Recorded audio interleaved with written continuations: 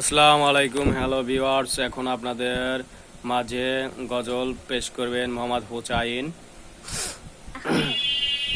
বলো। আসসালামু আলাইকুম। আমি ইতিম হয়ে কাঁদি না কেন তোমরা বলতে পারো। ইতিম হয়ে কাঁদি না কেন তোমরা বলতে পারো। ইতিম ছিলেন আমার নবী, ইতিম আমিও। নেই বাবা ভাই আমার, নেই যে বাড়ি ঘর। নেই বাবা ভাই আমার, নেই যে বাড়ি ঘর।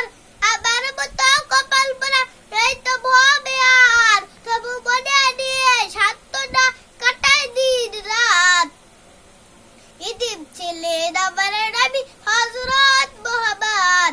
ইতিম ছিলেন আমার নবী হযরত মুহাম্মদ।